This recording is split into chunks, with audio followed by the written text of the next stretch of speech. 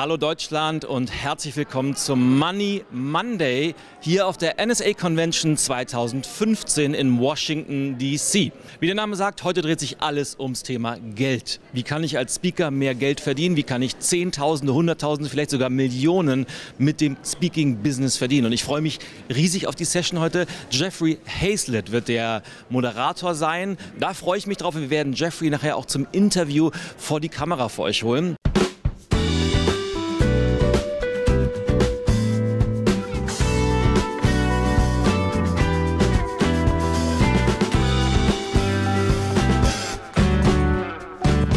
So, und jetzt stehen wir hier mit Gerry Hayzlett, der mir gerade eben erzählt hat, deutsche Blogger würden ihn den Chuck Norris of Marketing nennen.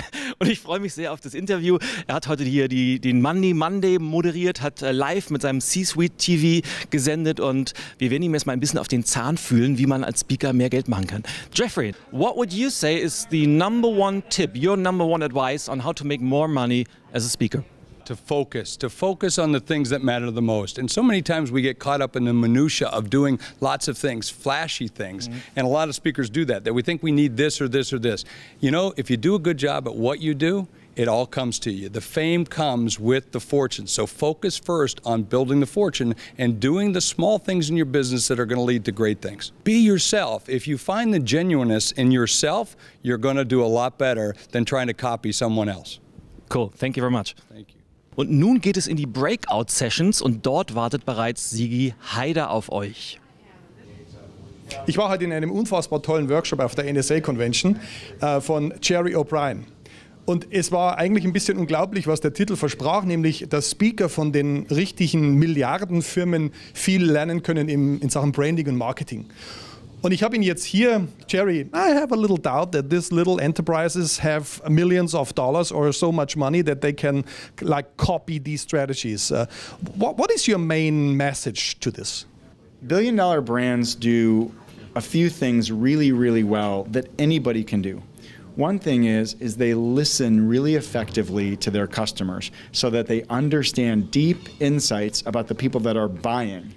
And anybody can do that. You don't need a good marketing budget. And what happens when you do that and you do it really effectively is that when you solve their problem really well, they tell other people who have the same problem and they become your marketing. Especially you mentioned the because question. Could you explain that a little bit more in detail? A lot of business owners, it's really critical that they get referrals, that they get word of mouth, that they get people becoming their advocates. Everyone's got a reason why, and it will be the thing that someone would say if they were referring you. You gotta hire him because, and this is what they're gonna tell other people. The challenge is, if you don't know what your because is, no one else knows what to say on your behalf. If you get really clear on what it is, and you're clear why someone would hire you, what your because is, then everyone else will be clear as well, and they'll become your marketing. Thank you very much. Thank you so much. Have a great day. Thank you, I appreciate it. Das war's von mir vom Billion-Dollar Branding Workshop. Und jetzt ab zu Stephan Heinrich zum nächsten Workshop mit sicherlich genauso interessanten Ideen. Vielen Dank, Sigi.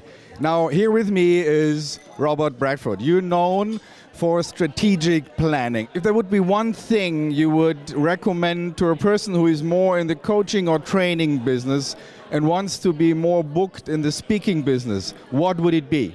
I think the key thing is to step back and look at what you are coaching and training on, whatever material you use for that, and ask the question, could I take pieces of that and turn those into speeches and speak about them from the depth of my understanding as an expert in this area? What I do personally is I take my book, my first book, which is the best one of the lot, I will send it to a meeting planner and say, just circle the chapter you want me to speak about. I'll come in and talk about it because I know it inside out. Thanks, Robert, and see you at the Sticker Pack Party. So, und zum Abschluss des Tages habe ich hier als weiteren Gast Professor Dr. Niels Brabandt, der heute auf der Mainstage als zweiter Deutscher diese Woche eine sensationelle Rede gehalten hat, Standing Ovations bekommen hat. Und wir wollen ihm jetzt mal ein bisschen auf den Zahn fühlen.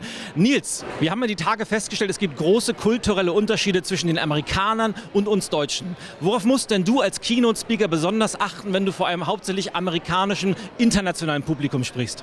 Wenn dieses rein typische Inhaltspräsentieren, was wir in Deutschland haben, das funktioniert nicht. Wenn man eine Story hat, muss die sehr gut ausgefeilt sein. Das Storytelling muss absolut passen, denn das sind die hier auch gewohnt. Die Witze sollten zumindest sitzen, ob sie geplant sind oder nicht, ist fast irrelevant, solange sie funktionieren. Und wenn man das dann noch zusammenbringt mit Inhalten, dann kriegt man hier auch entsprechend die jeweiligen Standing Ovations. Wichtig dazu ist, man muss eben auch zur Kultur passen. Also es muss alles manchmal eben etwas feierlicher sein, etwas stolzer auch das Ganze. Super, ganz herzlichen Dank und nochmal großen Glückwunsch für einen tollen Auftritt. Dankeschön. Ja, das war er, der Money Monday von der NSA-Convention 2015. Die vielleicht wichtigste Botschaft des Tages. Die beste Idee nützt überhaupt nichts, wenn man sie nicht umsetzt. Und mit diesem kleinen Gedanken verabschiede ich mich für heute und auch morgen warten wieder spannende Interviewgäste, tolle Ideen und ich sage Tschüss aus Washington.